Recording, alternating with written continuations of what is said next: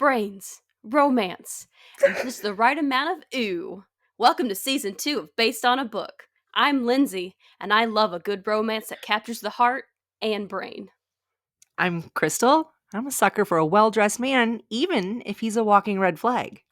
And I'm Keri, and I love an undead love interest. Just the blood-sucking kind, not the brain-eating kind.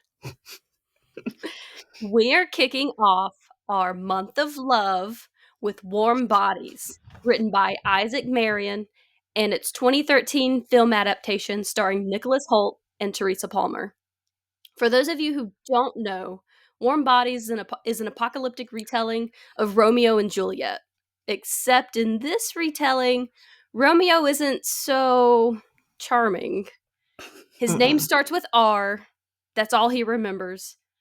But what's in a name when you're a walking corpse waiting to decompose? See what you did there. R wanders the ruins of a post-apocalyptic America with no idea who he is, how he got here, or why he has to eat people. He just follows the crowd, a mindless mob that has spread across the globe and reduced civilization to ruins. And then he meets Julie, not Juliet. This fiery young survivor is a blast of color in R's gray landscape, and he begins to remember the humanity he lost. But their unlikely romance becomes something much bigger, sparking a revolution that wakes the dead and other dark forces. Warm Bodies is a dead man's search for life, it's a young woman's fight for a better world, and it's a hope that refuses to die. So let's talk ratings. Crystal, I want to start with you. Yes! I was hoping you were going to do that, because I need to know. Right off the bat, honestly, I feel differently about the book and the movie. Significantly differently about the book and the movie. And I struggled trying to figure out my rating for this one because it is absolutely the worst Romeo and Juliet ever. I don't mind a lot of zombie stuff. It doesn't bother me quite as much as a lot of other scary things, but I did end up having horrific nightmares for days after this. Did not expect that from this one. Legit, honestly, I didn't either because, again, I don't mind zombie stuff. I actually really kind of like a lot of zombie stuff, but this one messed me up. And I think that's why I want to give the book 4 syllables. You took my rating! Oh my gosh, really? Yes! Really? Okay, so first of all, the syllables thing is kind of cool. And second of all, the book, although not easy to, and I really went back and forth between like a 3 and a 4, but at the end of the day, it was because it stuck with me so long and I continued to not just dream about it, but think about it, that I was like, no, this is a 4. So that's how I feel about that. Okay, so I gave it 4 witty walkers. I loved this book. I really, really love this book. I do feel differently about the book and the movie, and I'll get into that more as we break it down. Absolutely. Which I'm sure all of us will. But I love this book. It was so unexpected, and it was really fun. Honestly, the humor really got me. Yeah. The humor in it was my kind of humor. Like, the dry humor will get me every single time. The dry humor plus just like R witty. the wittiness from R in general. I just adored that part. I like the setting. I mean, you could probably rip apart different parts of this book, but I just don't care. I just thought it was hilarious and I really liked it. I really loved that it was from, like, we got so much of the zombies' perspective. That is literally, I don't think there's it was so any different. other. Yeah. And I didn't expect to like it as much as I did. But that's probably why I loved it. Like, yeah. Like, seriously, what movie or book has ever been from the perspective of the zombie? Yeah. Also, I physically read the first half. Second half, I was physically reading and listening to the audiobook at the same time to kind of get what the vibe was from the narration. I think it's narrated by Kevin Kennerly. I don't know if I'm pronouncing that correctly, but the narration style was perfect. Like, you got the witty humor from R through the narration. It was done really well. Loved it. Mhm. Nice. Yeah, well, Crystal took my rating. Sorry. I also gave 4 syllables, literally the exact same. Oh so my gosh, that's crazy. that's a first. It is. I read mine on Kindle, so I didn't get any fancy narrations or anything, but I like the humor. It was really good. Was there anything else that we wanted to add or discuss before we make our way into Wait, you Spoilerville? gave it 4, right? I gave it a 4. So we all gave it the same rating. We did. That's Has never that happened. ever happened? It's also a first. That's So- crazy. Do we want to talk about the movie, or do we want to say like our rating for the movie, since we all feel a little differently about it, or do we want to say that for the end? Let's save it for the end. So Okay. that's our final verdict. Okay. So stay with us if you want to Okay. hear our final verdict to the end. Beautiful. All right. Well, we are about to sink our teeth into the entire Warm Bodies plot, book and movie. If you haven't read it or watched it yet, this is your last chance to save your brains from being devoured by spoilers. So proceed at your own risk. I am going to go ahead and throw out all of the content and trigger warnings before we get into it. So we will be discussing violence and gore, death and loss, apocalyptic and dystopian themes, body horror, and emotional trauma. It's a zombie story, y'all. It is a zombie story, so all of the zombie aspects. Yep. But we do start in a post-apocalyptic future. A male zombie, still in the early stages of decay, lives in a community of the dead in an abandoned airport near the city. He cannot remember his name and refers to himself as R. This is he's played by Nicholas Hoult, so this is where Nicholas Hoult is. After the collapse of human civilization, zombies hunt for the living, seeking to eat their brains. Doing so allows them to relive their memories, their feelings, and their thoughts. So in this world, we have fleshies and we have bonies. We're going to kind of break it down like we did with uglies back in season 1. Mm-hmm. I mean, pretties and uglies. Right. In the zombie world, within Right. the corpses. Right. But it's pretty self-explanatory. Again, bonies are zombies whose flesh have completely decayed away, and they sort of act like the pack leaders to the fleshies. And then the fleshies are the typical humanoid zombies who still retain traces of behaviors from their previous life as humans. Though R explains that most of the behaviors are done out of force of habit rather than an attempt to live, so like breathing, they don't have to breathe. R is a fleshy, and he's a little different because he doesn't like eating human flesh, and he questions why they're doing it. He can also form several coherent syllables in one breath, and he collects various objects from the outside world that he hoards in his plane house, which is a Boeing 747. Mm-hmm. So in the airport, the bonies have a church where they congregate with the fleshies at the airport.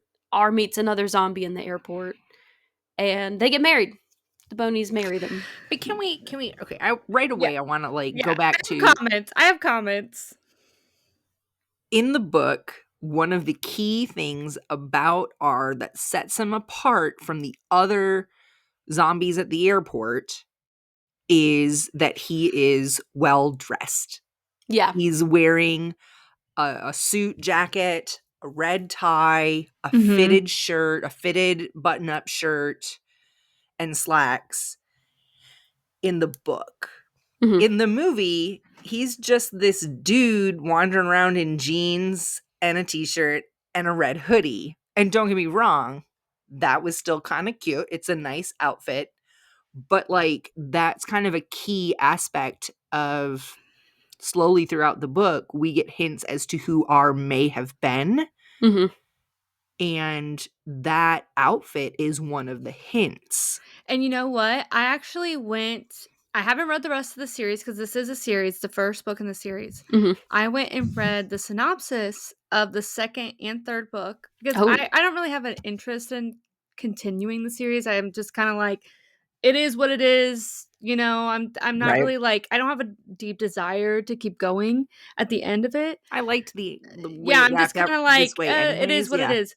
But I saw that some little bits and pieces that kind of indicating that we are going to find out who he really is, like Mm. in his past life. And so I think like him essentially possibly dying in this suit or something could have meant something in the Right. future. You know, and like we'll get into it, I'm sure, throughout, but like he collects souvenirs. Mhm. He is living in an airplane. He's wearing a suit with a tie. Like, you know, like all these little things add up. And even the other zombie that he sees on the moving sidewalk in the airport is like wearing, like her outfit is key too, because they talk about her wearing a tight long fitted skirt, a button up shirt, and a name tag. And he's like, Mhm. maybe she was a secretary, but I'm over here like, obviously she was a stewardess. She's in the airport wearing like what a flight attendant's outfit. You know what I Mhm. mean? And so like it's kind of those little moments, and that part was definitely left out of the movie. And Mhm. I think it in a lot of ways made it, I don't want to say more difficult to relate to R, but like I guess in a way it didn't highlight his kind of transition. You Mhm. know what I mean? Like we didn't really learn enough about R and who he was to appreciate who he is. Right. Yeah, that's what I'm trying to say. Also, like I think they were trying to make him into like a different person. Like he was like even the if you think about the music Yes, selection Mhm. was completely changed in, different. yeah, Like he was listening to Sinatra in the book, Mhm. and then like in the movie he's listening to like completely different music. right. He's more like an angsty boy Yeah. And in the movie. You know what I'm trying to say? in the Like book they that's kind like of he's hint that like he he has that might, vibe. right. And in the book they hint that he might have been in his 30s. They couldn't really Mhm. tell, Yeah. you know, because again, zombie, you can't really tell. Mhm. But in the movie he's so obviously not, just based on what he's wearing and Yeah. what he's doing, you can kind of tell he's younger. You Mhm. know, so that kind of had me a little messed up too, because it was like that's not how I pictured R at Yeah. all. And I have my book adaptation is the one with the movie cover on the front, which I hate, but it is what I got because I like Mhm. used books. And so I kind of already was picturing that guy, like that character. And then Mhm. when I read a completely different outfit in the very first section of the book, I like that very first like couple of pages, the picture I had of him completely changed. Yeah. Mhm. And I just really hate that when like I don't mind that movies change things from books. You kind of have to sometimes. But like when it's like so well spelled out in the book, I have to wonder like why? What Yeah. was the point there, you know? Yeah. I was okay. I was okay with the change because it had like an overall like the vibe of the movie was like the 2000 like the 2013 funny vibe of it that Right. I can't explain it. Like it's like the funny sci-fi that you saw during that Right. time. It just was like nostalgic to me, Mhm. kind of. Even like the music selection, soundtrack selection. I was also kind of shook that like this is over 10 years old. Cuz I Yeah. Mhm. remember when it came out, and so like when you were all like we should do Warm Bodies, I was like, "Oh yeah, I haven't seen that yet." And in my head it was like 4 years old. Right. So when I was like, "Oh shoot, we're talking like 12 years ago." Yeah, yeah, Like, it's oh, been a while. Mhm. Yeah, like so I missed I out. like the vibe of it, but yeah, I also didn't love the differences. But I also wanna make a comment about the zombies too. As someone who has seen, like, a decent amount of different zombie, like, media and content, Mhm. I don't like in the movie. I don't really remember this from the book at all. I don't like the zombies that can sprint the way that they do in this movie. No, that was not okay.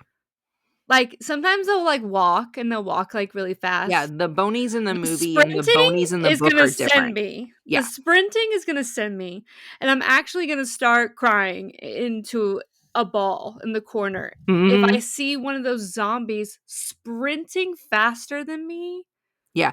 No, the minute like we track end up stars. in a zombie apocalypse where there's sprinting zombies or rage I'm done. zombies, I'm just gonna give up. Those Yeah, are I'm those just the I'm just giving 28 up. days later Yeah, zombies. 28 days later zombies? No, I'm giving Absolutely up. not. Even Done like for. World War Z, the movie, Yeah, I'm not doing that. that's Like, what I'm thinking of. I'm like, no. oh, hell no. No, I'm not even gonna try to hide. I'm just gonna be like, okay, I'm gonna I was debrave like, myself I don't now. remember Thank you. these zombies. I'm These out. are not my zombies. Now, World War Z, the book, or like the slow classic zombies, I can try to survive that. Yeah. But rage zombies, sprinting zombie, No. Like, the No. way that the bonies were, like, sprinting in the movie were, Yeah. like, genuinely scaring me. And the bonies in the And movie they were, like, has so like, obviously, like, animated, like, dumb, well, but and they have like actually they had all their scaring me. muscle tissue still, and like the bonies in the book, the way I took it, were pretty skeletal. Yeah, like, they were Literally actual skeletons. Yeah. Yeah. So that one, like when I saw the bonies in the movie, I was just like, ooh, Yeah. no, thank Yeah. you. In the book, they're even questioning. They're like, we don't understand what keeps them together. They're just bones. Right. Are they even human? We don't know. And then you look at the bonies in the movie, and they're like, that was clearly never human. That That's was literally alien. just a skinned, like it was just, if anything, that was fleshy. But he had the You know what I mean? elongated head too. Yeah, the bonies they too. didn't even look human. And they're like 7 feet tall. Yeah, why were all the bonies in the movie tall? You're telling me there's not any short bonies out there? Apparently, all short people are really happy, and all tall people are really upset. Really just Upset. rage-filled monsters. Yes, sprinting after you. They got the legs for it. Sprinting. She's a True. runner. She's a track star. all the short bonies couldn't keep up. They're so back No. there. No. Okay, so Okay, Lindsey, sorry. you said talking about how I know I keep going all over the place, but you said me about too. our getting married. This was one of my favorite parts in the book because I could not stop laughing at this. I literally have it marked. I think it's on page 10, where it's like he says that because R like sees a girl that also a zombie, and he's like, she doesn't even have like a syllable. She is no one, but don't I always expect too much? I reach out and take her hand. We walk off the conveyors because he sees her on the conveyors because he always says this. He goes on like the conveyors in the airport and he just goes back and forth and they like see each other across as they're going back and forth. And we walk off the conveyors with our arms stretched across the divider. The female and I have fallen in love, or what's left of it. And then they're married. Like he just decides that they're married after that. But he doesn't decide they're married. The bonies do and too. the bonies Bonies marry them. She But takes he's him like, off- this is my wife now. Yep. And that was drags him off literally to church. cracking me up. Or he's like, my girlfriend doesn't talk much. We walk through the echoing corridors of the airport, occasionally passing someone staring out the window or the wall. And I was like, what is going on? Like, and mind you, I just met. This is my first impression of you. Mind you, I'm on page 10. And you have a girlfriend, zombie girlfriend. Wife. Fiance. A wife. Are they engaged at this point? I mean, it's that fast, man. Yeah, it's like the congregation murmurs in response, the bonies, and it's done, and we're married. And I was like, what is going on right now? I just witnessed a zombie marriage. We just skipped the church though, because he finds a wife. She drags him off to the church that the bonies have created. Yes. Sorry, Lindsay, we've just taken over. No, we really did. Go. I feel like in the book too, and obviously you got to cut some stuff out for the movie in order to make it fit. But we see so much in the book of the zombie society. They have they have a society and a hierarchy and a community, and they have a church and they have a school where they train the fresh new children zombies how to do things and feed themselves. And they have like all these like almost rituals that they do. and they hunt together as a pack A and bring school? Yeah, they have a school. They hunt together as a pack and then bring back for the people or the zombies who can't hunt anymore. Like they have a community, and we don't get to see that in the movie. Mm-mm. And I think it's kind of important to the story. Like, again, I don't know how they would have showed that in the movie, because you have to edit for time, and I get that, but also that was kind of a big deal, was Yeah, 'cause all that community. yeah, the fact that how do you get to the point where these like, it made the human them becoming, like, having their, like I can't explain it, like, having their, like, mind coming back to them make more sense to me because they already had this society structure in Right. place, like, they had the ability to do that. And like, to me, it was like obvious at that point, as we're seeing this community, we're seeing this structure, this, whatever, this society that they've built for themselves. It was almost like, well, obviously there's something still left in there if they Yeah, feel it the made need it to do all possible. this. It made it You know? possible. Yeah. And all the humans think that the zombies are monsters, animals, no thought process. Literally, they're almost mimicking their society, though, just Exactly. in their own way, what they're able to do. And they're kind of like, the way it's written in the book is that it's not even a thought. It's a lot of it's muscle memory. A lot of it's just, they're just so used to doing that. That's their instinct to continue doing that in their undead life. So, yeah. Yeah. So R's married. R is married now. R's married. Married man. First comes love, then comes marriage, then comes 2 zombie babies.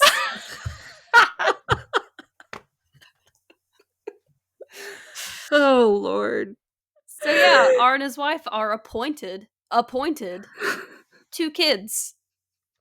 This part was really cracking me up. I was like, what is going on? And I love it. Like, the Bonies just show up with 2 kids. They don't say anything. They just drop them off. And he's just always talking about his wife and kids. His wife and kids back at the airport. My children. And what I think is hilarious is R still continues to live in the 747. That's still his home. He doesn't invite his wife there. He doesn't bring the kids there. No idea where they are. Home. And you know what? 747 at gate 12. If marriage was actually like that, like, I'll be married to you, but I'm going to still keep my place, and it's still my place, and you ain't welcome here, I'd be down. Like, let's do it. Like, sure, I'll get married. Sure, I'll have your kids. You all just stay over there.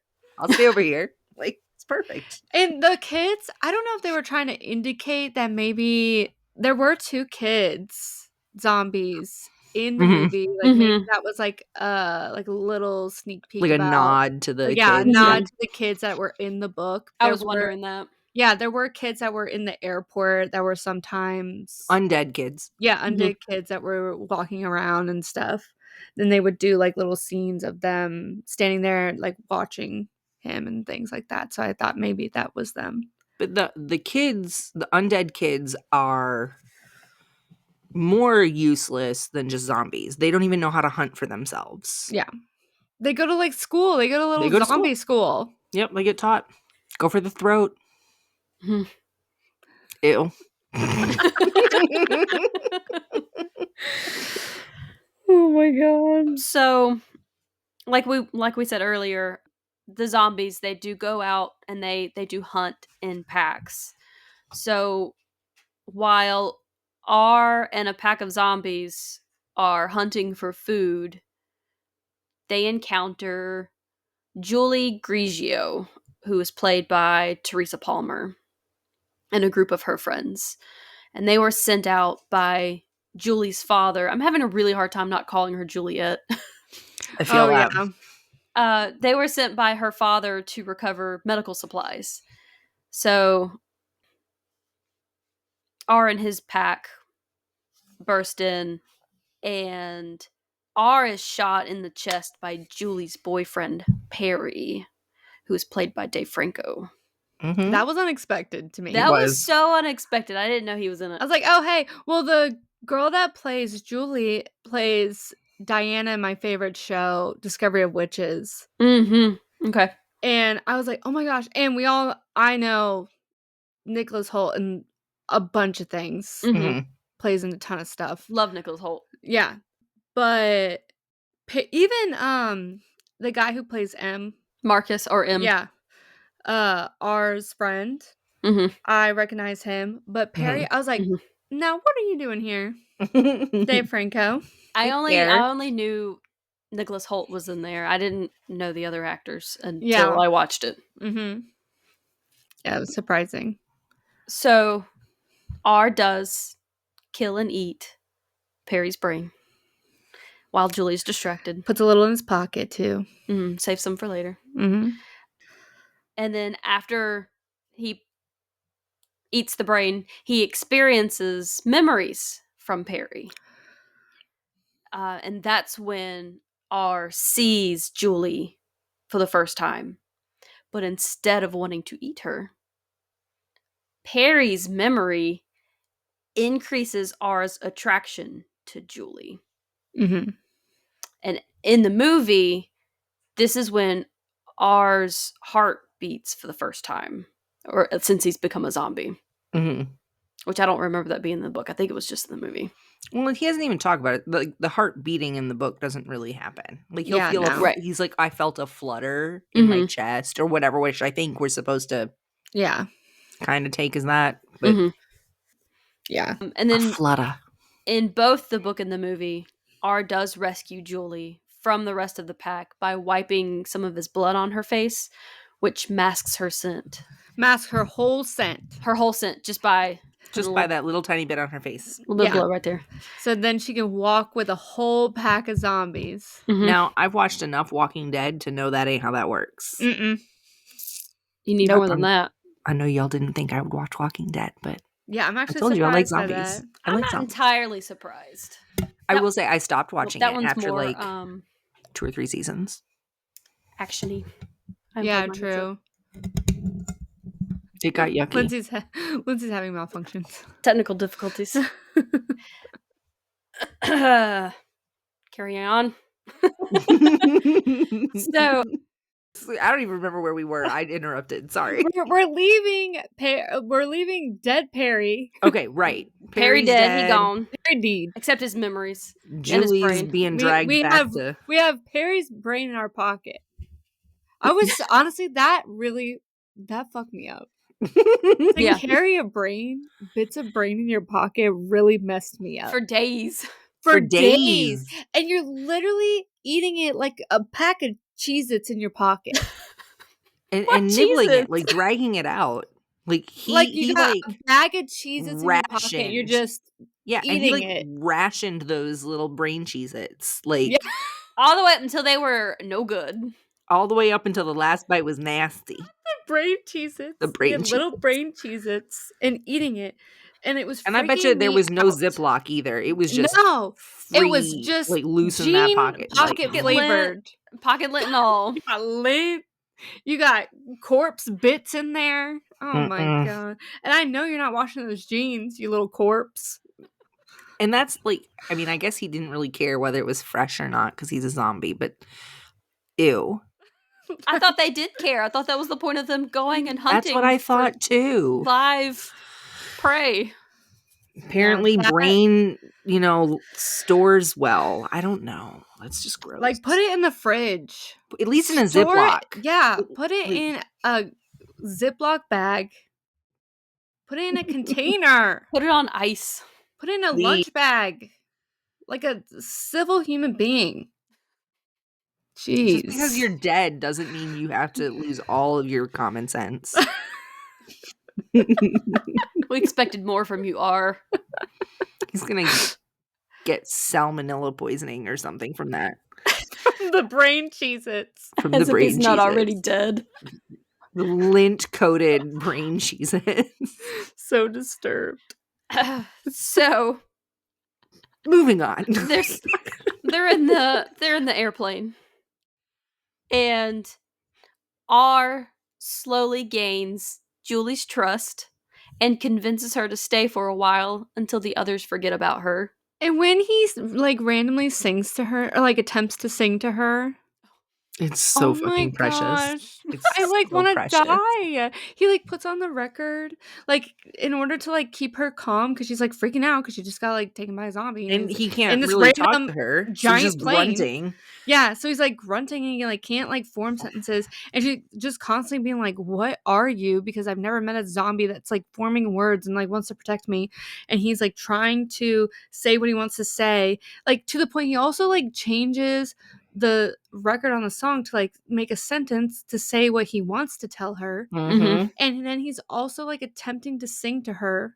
And I literally am like, my romance heart So it is isn't just breaking. ghost boys. Like, Poor I guess I'm Keri. into zombies now. I don't know. But the brain thing, the brain in the pocket. Like, come on. We need to fix that first. No Oh, brains Lord. in your pocket. So R feeds her from the airport's restaurant. He entertains her with treasures, including his record player, and Julie teaches him how to drive a car. Well, kind With of. his kids in the back. I was like, where's your wife? Where's your wife? Well, we know now. She was cheating on him. Yes, with another zombie. In a I closet. wish the wife thing was in the movie. That would have been so funny. The amount of zombie sex and the detailed descriptions of zombie sex. We didn't get into that. I don't To think me- we haven't gotten there yet. Okay, yeah. Well, he talks about it because he's all like, I'm a zombie. Like, it doesn't really work like that. Yes. Like, I was trying to explain this to the person that I was watching the movie with because he was like, I thought you said this was a romance. Why is there no spicy scenes? And he was teasing me. And I was like, dude, the book explains why there's no spicy scenes in graphic detail. Mm-hmm. He was like, oh, okay, carry on. Yeah. It was unexpected, but I'm glad it was in there because now am I too. know. Yeah. Yep. You're not left wondering. Now I definitely always wondered how zombie sex works. And now it doesn't. And now we know. The more you know. With the description with M and his quote girlfriends. He's a ladies' man. Living in the women's bathroom too. Yeah. It's brilliant. See, he was a thinker even when he was dead. He was like, I'm gonna go where the ladies are. Like,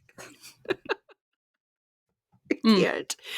Oh my goodness. Oh my god. I can't. And you know what? I didn't like. We're jumping around here. I'm sorry. We're all over the place. But it wouldn't be us if we weren't. Yeah. M in the movie was not a giant. It was not. I mean, not what I pictured. What do we care? But he wasn't. I mean, I don't hate this, but he actually wasn't as crude as he is in the book. I feel. Right. In the book, he's 6'5". Mm-hmm. He's like a giant. Mm-hmm. And he's very like crass and crude. Yeah. Mm-hmm. And I did not hate the way he was in the movie. I actually really liked him in the movie. Yeah. But I do wish that he was bigger in the movie because that's part of what saves them later on is the fact that he's this like giant dude, you know? Yeah. But I mean, it wasn't that big of a deal. And honestly, I really liked him in the movie. Yeah. I liked him, but yeah, I did miss M from the book. Yeah. Yeah. I just think that M from the book, I don't like M from the book because obviously like the comments being made and things like that. But it's just like, it was interesting, I guess I'll say. He was a good character. Like, yeah, it was an interesting character. Yeah. He was enjoyable as a character, but if that character was a human I knew in real life, I would not like that person. Exactly. Right. Exactly. You know? Exactly. True. So R and Julie are bonding, and then R begins to feel guilty about killing Perry. But he does continue to eat his brains. And not that guilty. He does continue to experience Perry's memories. And Perry's memories specifically focused on Julie. Mm-hmm. And that's another thing I feel like we missed from the movie Yep, I was gonna say that. We see so many of Perry's memories in the book that we start to even R starts to question, am I even R anymore? Am I more Perry? Do I actually like Julie, or am I only feeling this way because of having eaten Perry's brain? And we don't really get that in the movie, I don't think. We don't get that R starts to feel like maybe he is almost turning into Perry, not just experiencing the memory, but like becoming Perry. Yeah. Also to the point that eventually, I mean, you do, not to skip too far ahead, but eventually you do get to the point where R is in the dream, like talking to Perry and stuff. Right. And or being like you said, like Or in Perry's his talking perspective. to Yeah. We get like a second of that, but there is so much of that in the book, which makes sense because why would he be so infatuated with this girl? Right. You know, he's so infatuated because he has so much experience with this girl in this person's perspective. I'm not gonna lie, every time in the book he mentioned that he was gonna take another bite of Perry's brain, I got excited. Because I was like, I get to experience this memory too. I get to like, I was like, oh, we're in another Perry memory. Like, I was pumped about that. I was getting stressed out because I'm like, she keeps saying, she's like, do you know who killed Perry? And he was like, not saying it. And I was like, I always get stressed out about that stuff because I was like, oh my God, she's going to find out. She's going to flip out. She's going to flip out. Yeah, but she almost like, it's almost like she knew. Yeah, she did. And she, like, the first time she asked, and then she was like, maybe I'm not going to ask anymore kind of thing. Like, you could tell that she was like, oh shit, I don't really want to know the answer. Yeah. I think she even said something like, even if I did know, I wouldn't blame them or I wouldn't be mad at them. Right. And so it really felt like she knew. Yeah. Yeah, that's true. So in the movie, Julie attempts to escape twice. And the first time she tries to run from the plane after telling R she's hungry. And she's stopped on the tarmac by other fleshies.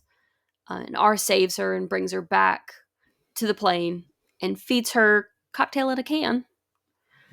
And I mean, it looked really tasty, I'm not going to lie. It did look really good. I don't know how long it had been in that can, but right? it looked fine.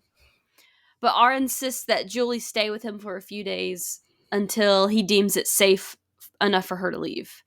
And the two bond more, and they listen to records and they play games.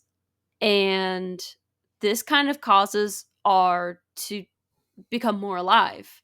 And his heart starts beating, and he starts to say more words. He's able to communicate more. And the whole time I'm like, you better not hurt my man's feelings. Right.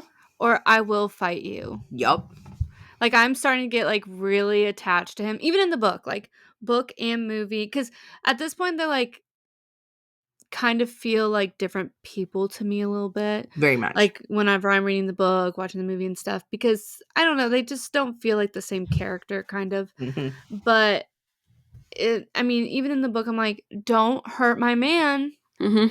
Or I'm going to be really upset. Yeah, and I do really like Julie. Like, Julie is, like, a very, like, very human character, like, human female character where she has, like, her flaws. She has her, like, good things. And I really like when an author, like, doesn't just, like, write all these, like, good things about a character. It makes them, like, unrealistic. I want to see the flaws. I want to see the good things. Right. I want them to be relatable. And I felt that with Julie. Yeah. But also, don't piss me off and hurt my man. Pretty much. Because he's innocent. Even though he has brain Cheez-Its in his pocket. Okay? Don't hurt my man. And he has a wife and kids. Even though he has a wife and kids. A little bit of baggage, a few red flags. A little bit of baggage in the airport. He's been wearing the same outfit for who knows how long. Yeah. And no one knows when his last shower was. I know he smells. Oh my God. I know he smells. Like, every time he was, like, getting close to her, I'm like, I just know you want to, like, And his breath. Oof. Oh, I know. He's been eating brains secretly. Secret rotten brains. Secret rotten brains. Like, not even fresh. I can't get over it. I'm sorry. I keep repeating it, but I just can't. And we all know fresh is best. So in the book,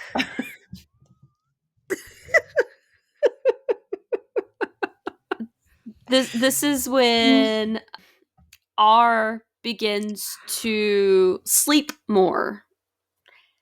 And he also finds his wife with another fleshy.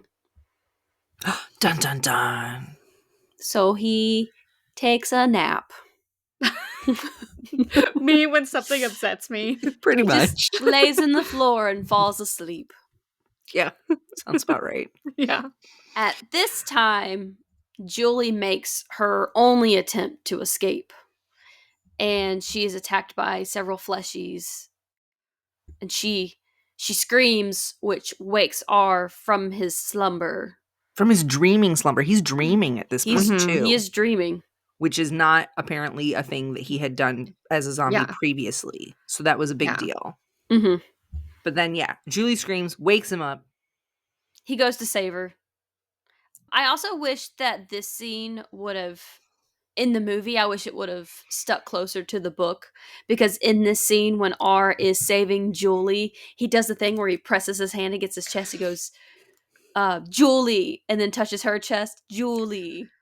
I don't know why. I really like that scene. I really wanted to see it in the movie. I it did was too, not in the movie. Especially because it comes up in the book. That kind of like, Mm-hmm. you know, and I wish that had been shown somehow in the movie because it was really touching. Mm-hmm. I don't know why. It made me think of Tarzan too.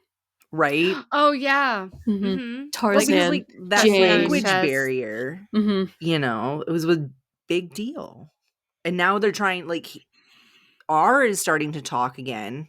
But the other zombies are not, so he's got to find a way to get that communication through to them, and that it was a really touching moment.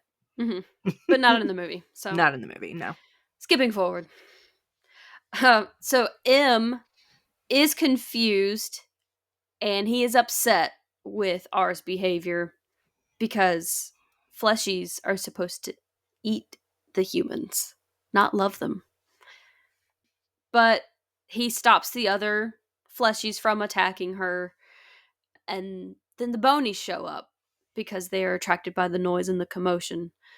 And in the book, one of the bonies shows R some old photos of the dead and the living fighting each other. And he's basically trying to tell R that they need to maintain the status quo, that they can't be friends, they can't unite. And in the movie, this is when the bonies are like really, really scary. Mm-hmm. Because they just straight up attack them. They're trying to kill R and Julie. Luckily, M does help them escape. And R takes Julie back to the... In the movie, they go back to the airplane. And in the morning, Julie convinces R to take her home. And they're leaving, and there's like... all of the fleshies are watching them leave. So there's clearly something going on. Mm-hmm. And the bonies attack again, and they're trying to kill Julie. They get in the car. They go to the city. And they end up camping out in this house in like the suburbs. In the book, Julie allows R to share a bed with her. And the next morning, Julie calls her father and sends R out for gas for the car. This hurts me. But when he comes back, Julie's gone. Rude.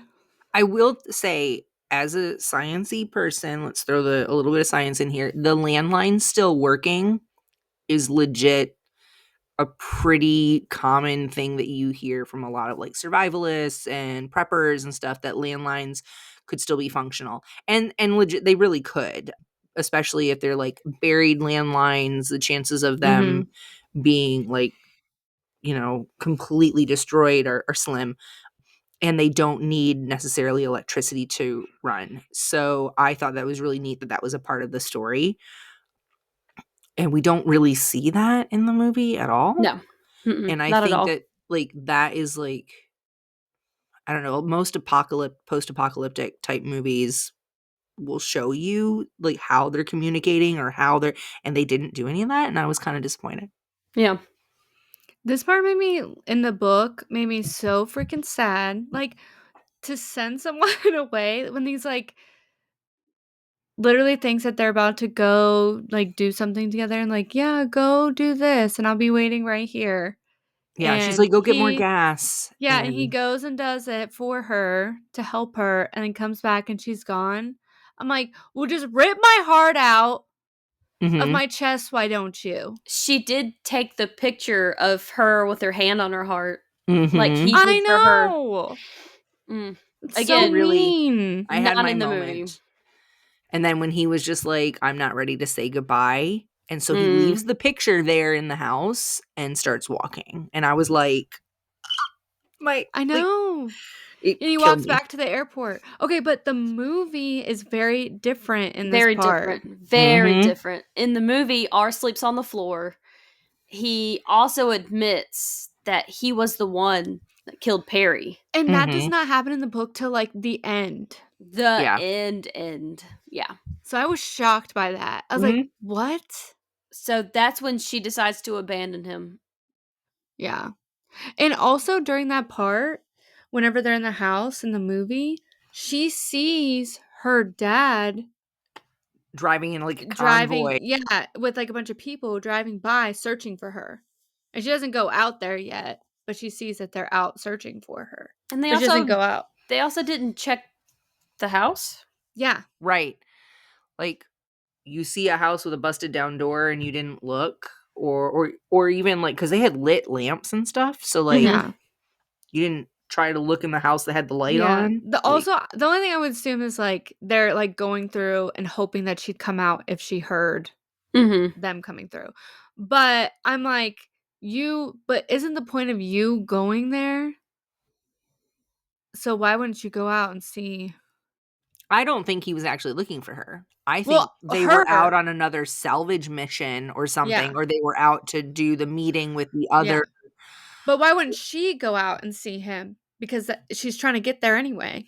Right. That's what I was confused at. Because she knew that would cause him to kill. Do something to R, yeah. Yeah. But she's going to leave his ass anyways. Right. She sucks. Just kidding. I love her. So R is walking back to the airport when it starts to rain. It's like a heavy, cold rain. Walking in the rain. Just kidding. He can't feel it. He's fine. But he can. He does. Oh, yes, he does. He feels cold for the first time since becoming a zombie. You made my boy walk in the rain. And he got cold. And on the road, R runs into M and some other fleshies who have been chased out by the bonies. And M explains that ever since the confrontation with the bonies at the airport, the fleshies have been changing like R. And they're experiencing things such as dreams and old memories. So R decides to go after Julie. And the humans, the survivors, are living in this abandoned stadium that they've converted into a large community. And it's it is a led little sanctuary city, but in a stadium. Yeah. Can you imagine? Honestly, I was like trying to picture that. It was actually really hard to picture. It felt really different between the book and the movie. Yeah. Yeah. And how he got in there was very different. I'm going to talk about that too. Okay, good. Yeah. So the community is led by Julie's father, Colonel Grigio. In the book, R kind of he doesn't exactly look like a fleshy.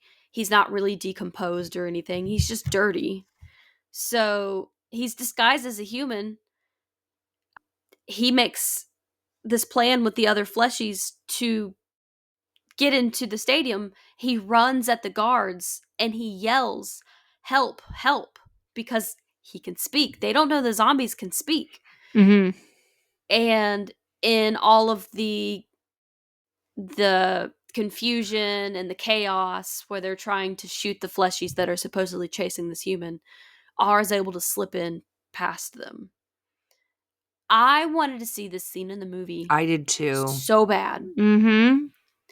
And in the movie, he just shambles in. Well, I think goes in he through remember in he an went. escape. Yeah, he went through the From Perry's memory. Yeah, through like a area that he had from Perry's memory that they used to sneak in and out of. Which this is how the stadiums are different between the book and the movie. In the book, their civilization is in the stadium. Yeah. Right. And in the movie, there's just like stadium adjacent. Yeah. Yeah.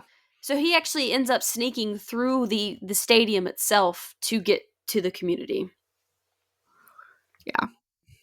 This is also the scene. So R is able to get in, and through Perry's memory, he's able to locate streets and recognize buildings. All the memories, though. Like, suddenly he's having memories from not just Perry, but other people that he's eaten. All the memories that he's eaten before. He's got other voices in there now, too, like other souls. So he's able to find Julie's house, where conveniently Julie is standing on her balcony. Mm-hmm. And she's, "Oh, R, wherefore art thou, R?"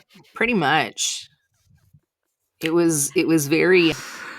And then, of course, her friend Nora is inside playing the role of nurse, being like, "Come back inside." Like, that's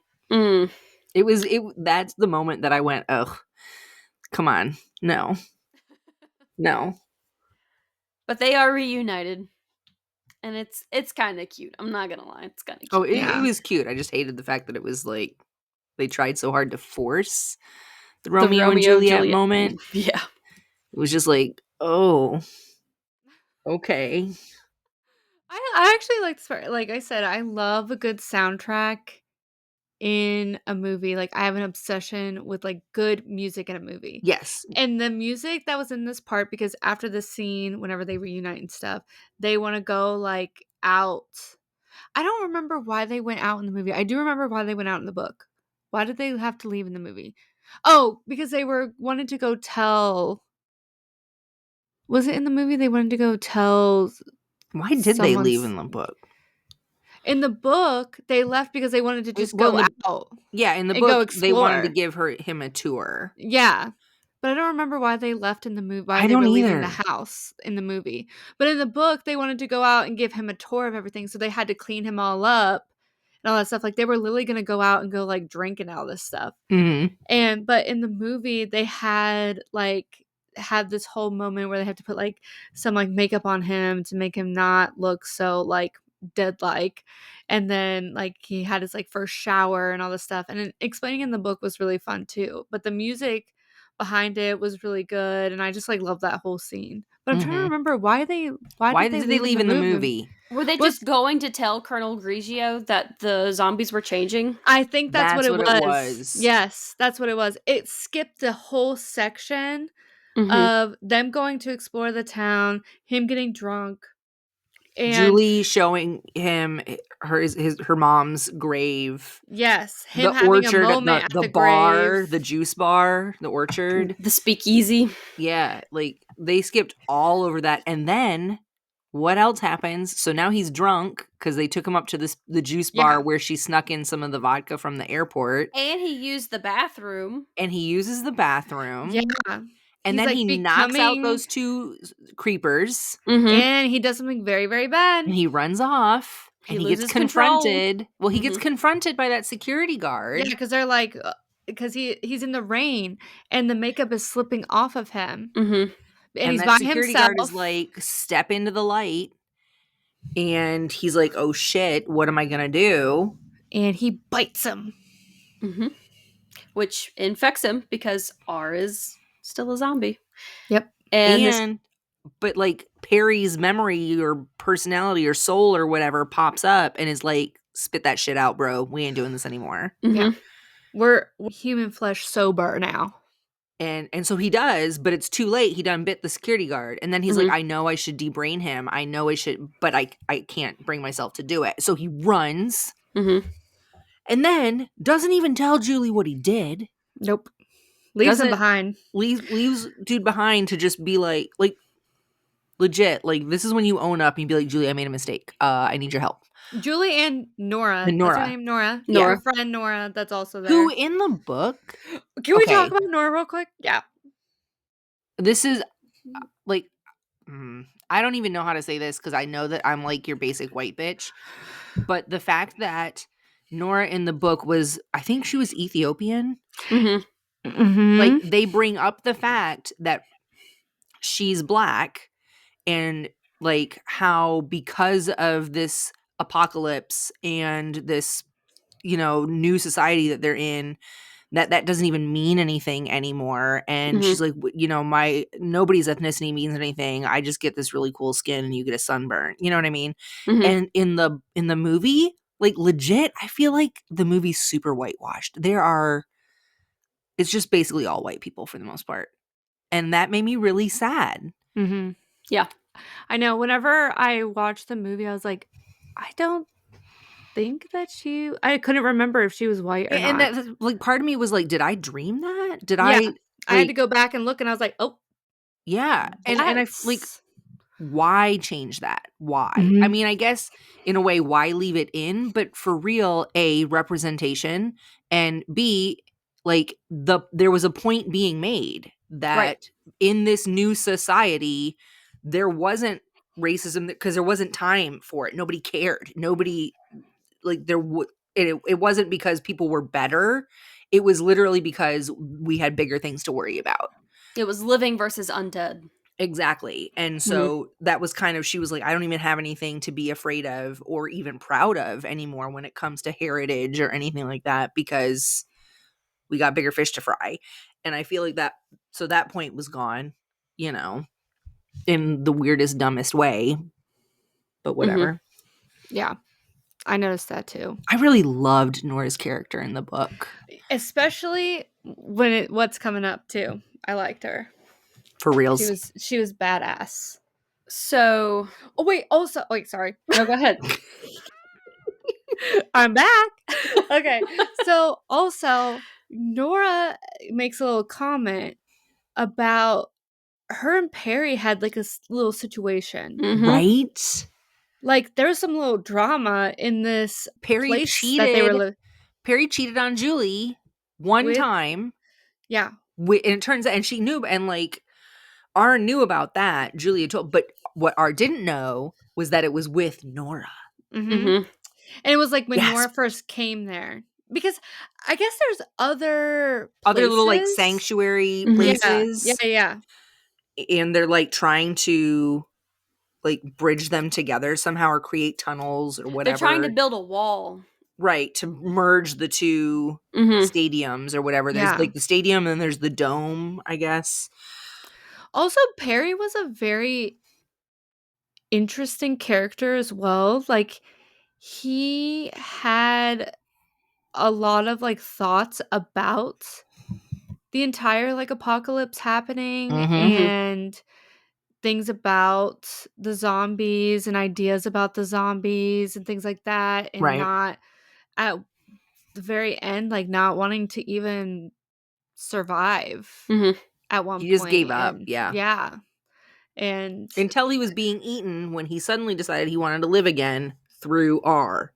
Yeah. Right. Okay. So I thought that was really interesting too. So sorry, I'm jumping around again. We're getting chaotic, and that's just what we do. Welcome back. It's fine. Welcome back. Welcome back to the first episode of season 2. R has caused an outbreak in the small community. So now everyone is on lockdown. Yep. And Colonel Grigio. This is not in the movie. Right. Colonel Grigio comes home to check on Julie. And he seems to put it together. He seems to... well, he met R briefly before. Julie lies and says that R is Nora's boyfriend. Yeah. So now later on, Colonel Grigio's kind of put it together that, wait a minute, you're not from that other civilization over there. Yeah, you got brains in your pocket. Although he's had a shower, so he might not smell as bad. True. True. Oh yeah, and he's wearing the same outfit. Mm-hmm. Yeah. The Nobody airport coulda- outfit, the like suit with the red tie. Yeah, nobody could have. Instead of washing it, you couldn't have given him another outfit. Right. But that's beside the point.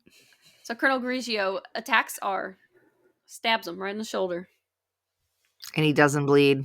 and he doesn't bleed He doesn't even flinch. or feel pain. So Right.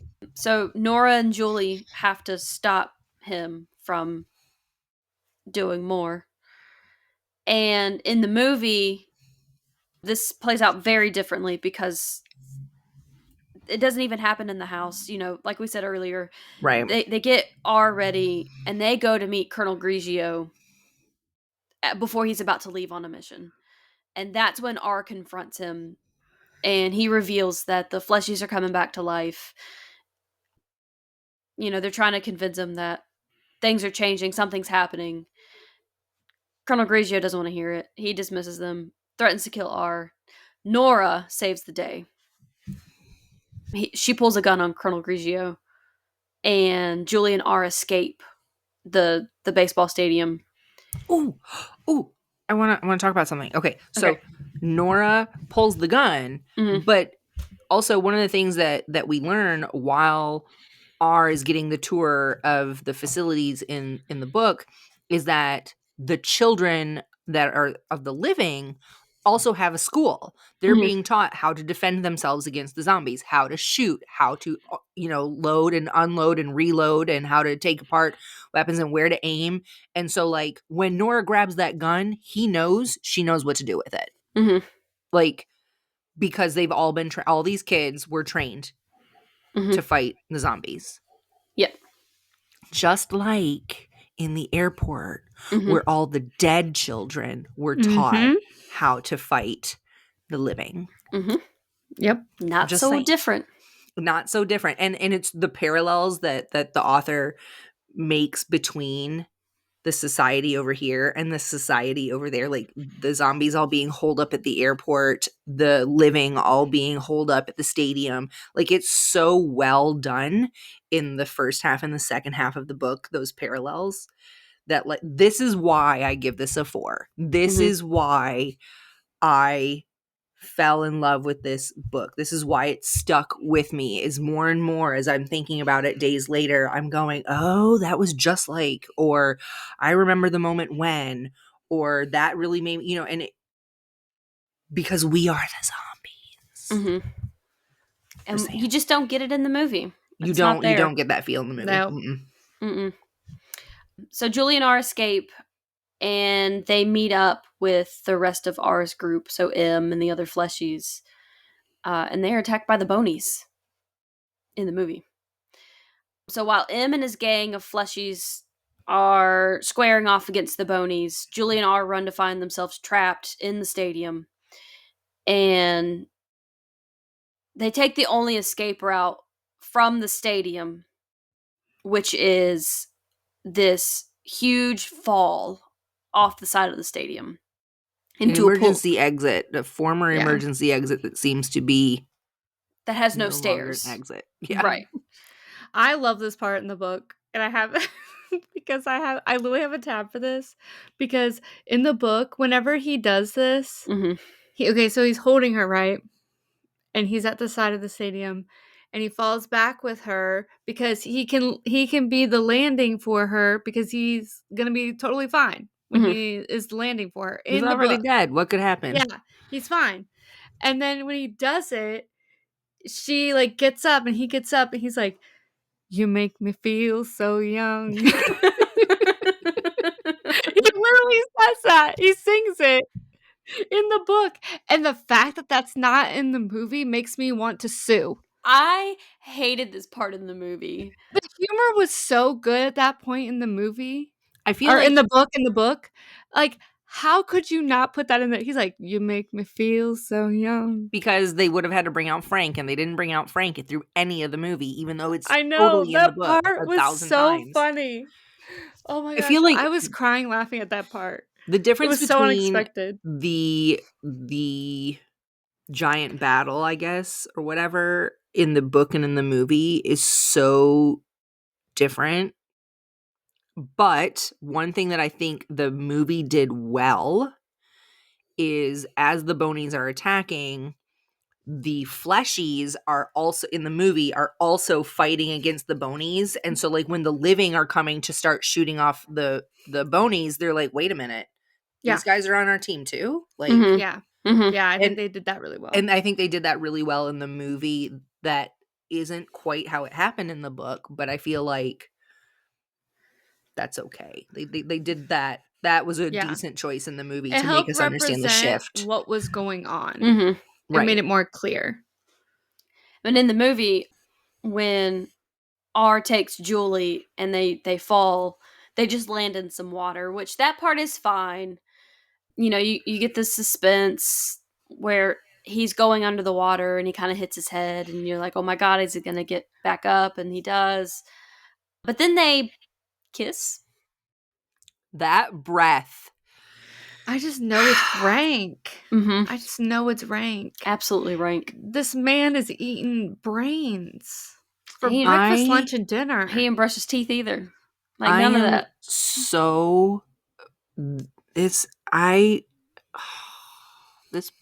again, I like zombie stuff, generally speaking. And this moment, this wrap up or whatever, carry on, Lindsey. I'm just mad about it. Carry on, Lindsey. So they kiss. So they're kissing, and Colonel Grigio shows up because, you know, they wasted time. They didn't get anywhere. And Colonel Grigio shoots R in the shoulder without warning. because Shocker. He's convinced that he's just turned Julie. Mm-hmm.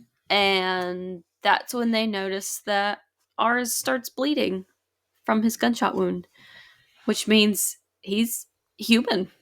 He's completely revived. He's a human again. And the humans and the zombies, or the fleshies, they combine forces and they kill most of the bonies. And then the bonies that they don't kill just die from starvation. And all the other fleshies start to come back to life, and then they start to integrate them into society, because that's literally how the movie goes. The bonies die, the fleshies become human. They're integrated And back into everyone society. lives happily ever after the Mhm. end. And then R is Which fully is human. so bad. R is fully human.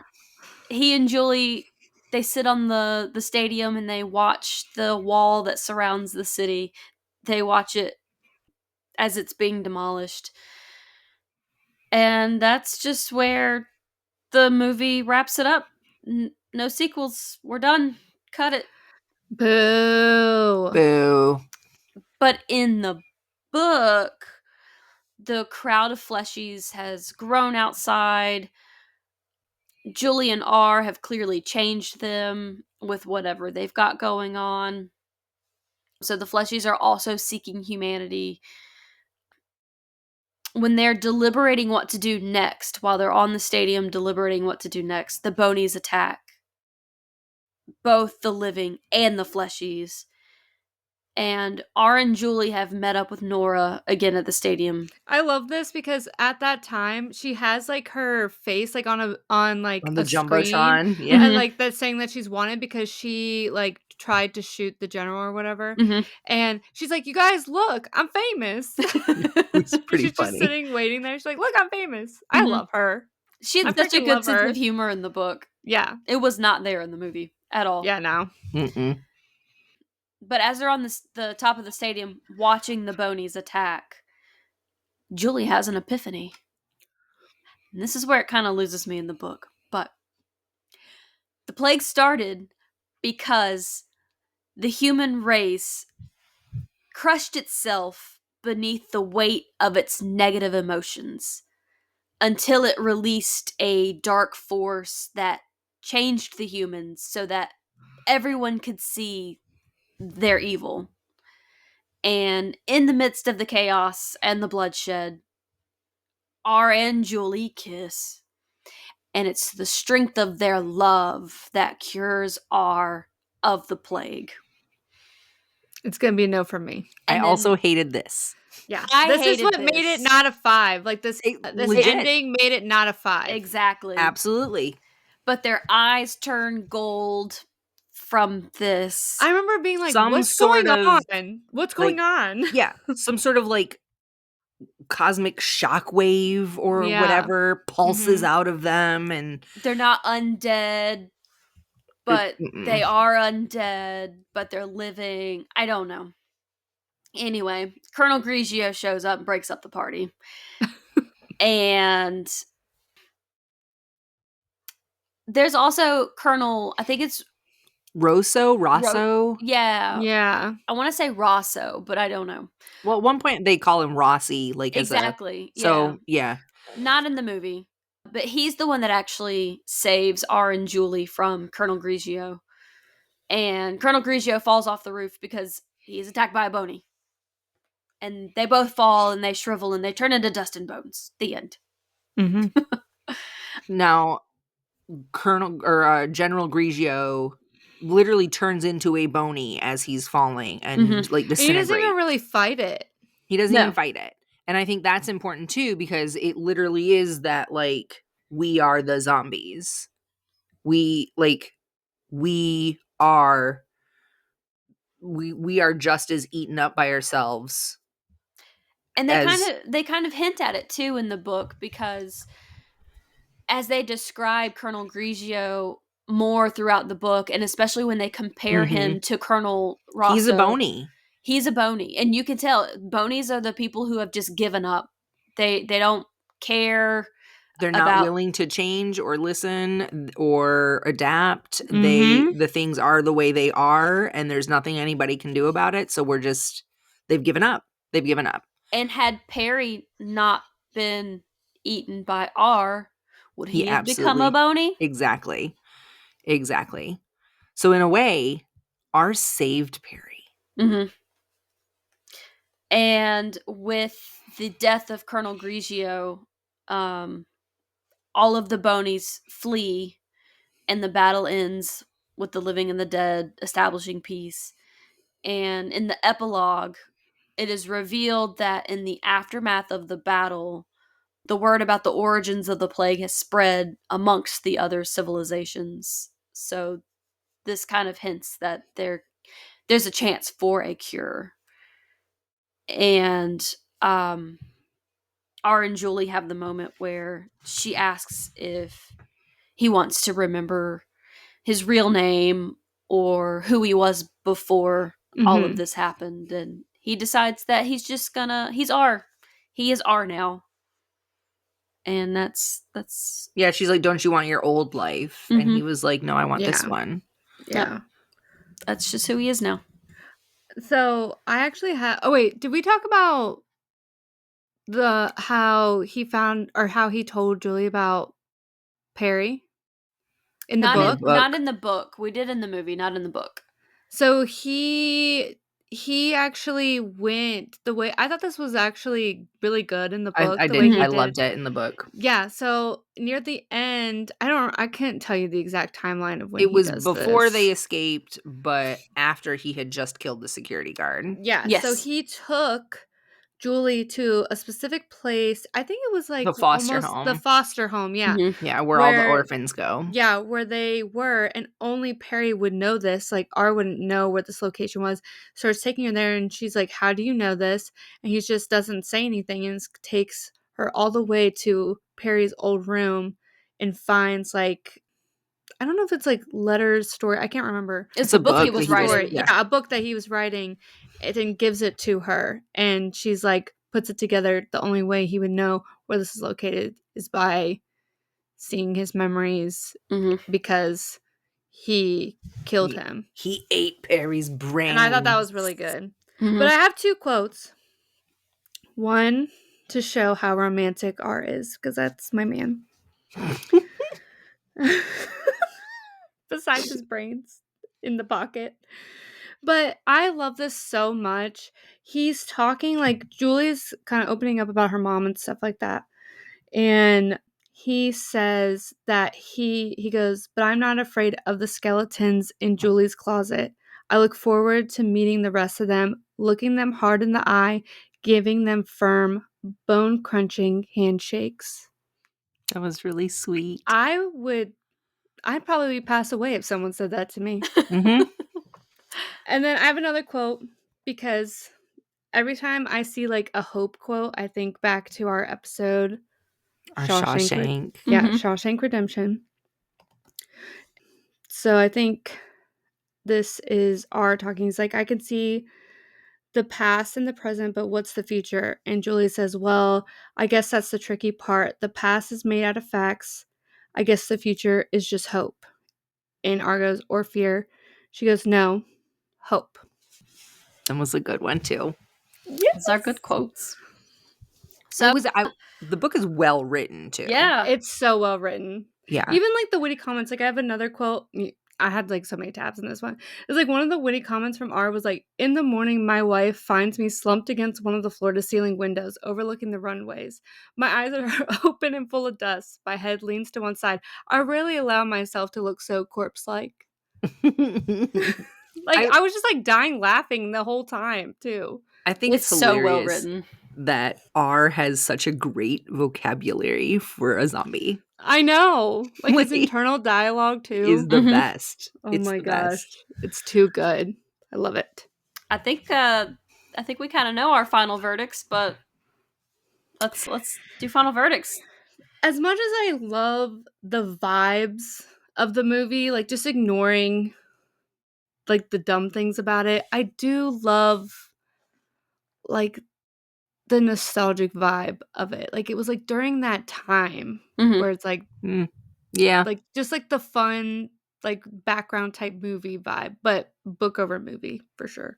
Yeah, absolutely. Absolutely. I will say for the movie, like, I don't even think it's worth, like, I don't think it was a good love story for a movie, and I don't think it was a good, I don't think they did the zombie thing really well. Like, so you missed on 2 marks for me. Like, you aren't a great love romance movie, you aren't a great zombie movie. Why am I watching this? Like, it really Nicholas fell Hoult. flat for me.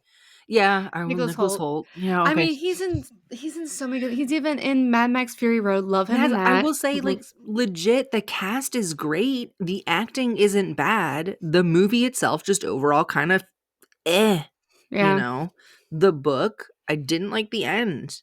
I feel Yeah. like for a zombie story to just suddenly be like, they kissed and now there's no more zombies. Mm-hmm. Yeah, I hate that part. It really just, Yeah. I was very upset because, like, zombie stories are so great, and when you can find a cure, that's awesome. But I don't want your sappy, like, we found a cure. A true It's love's love. kiss. Like, is this Snow White? Like, what the Yeah. hell? It's like the opposite of Romeo and Juliet, where yeah, that's like, I knew this was a Romeo and Juliet adaptation, and so I was kind of expecting them to die in the end, and I they like, did the opposite. like, don't get me Brought him wrong, back to I didn't life. want them to die, but I had kind of set in my head that, like, okay, it's gonna happen, but it's gonna be romantic because Romeo and Juliet. And then not only did they not die, but now true love's kiss saves the day. Like, this is no longer Shakespeare. We're moving into, like, fairy tales. Disney. Yeah, like, yeah. But other than that, the book was pretty freaking amazing. Yeah. Like I said, the ending made it not a 5, made it a 4. Lily deducted a whole star from me. Was that last bit. For sure. Well, that's going to bring us to our question of the episode. If you were a zombie and could say only one word to express yourself, what would it be? Keri. Mine would be bitch. I knew it! I knew it! That was mine too. All the time, just going, bitch. And you could be like, bitch. Bitch. Or bitch. Bitch. That So would be my expressive. word. Yeah. That would be my really word for works. sure. Crystal? I thought similarly, on the like one word that can be used to express a lot of different things. Mm-hmm. And I went with Another solid one. Yeah. Okay. Solid. I can imagine my dad listening to this right now and being like, damn it, Crystal. Like, I picked a backup because I knew Keri was going to say bitch. So mine would be damn.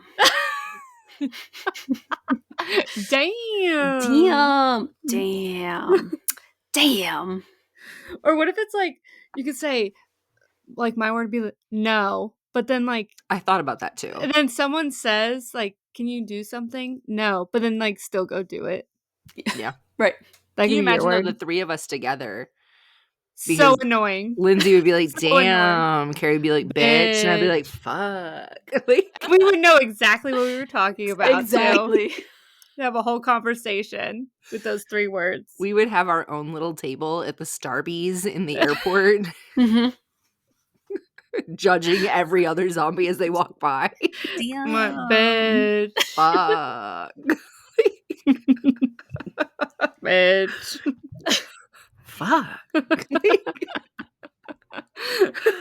I can imagine our next trailer that we record is just going to be those three words. That's it. Damn. Fuck. Bitch. Well, on that note, that about wraps up our Warm Bodies adventure. Thanks for joining us as we explored the sweeter side of the zombie apocalypse, where hearts beat, brains are occasionally on the menu, and love just might conquer the undead. We hope you had as much fun as we did shuffling through this quirky rom-com. Follow, rate, review, and download our podcast on Spotify, Apple Podcasts, and YouTube. Send us your recommendations for adaptations we should cover through our book adaptation submission form.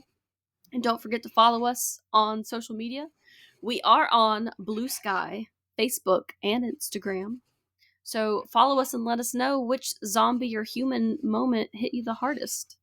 And remember, stay alive, stay in love, and we'll see you in the next chapter of Based on a Book. Bye. Bye. Bye.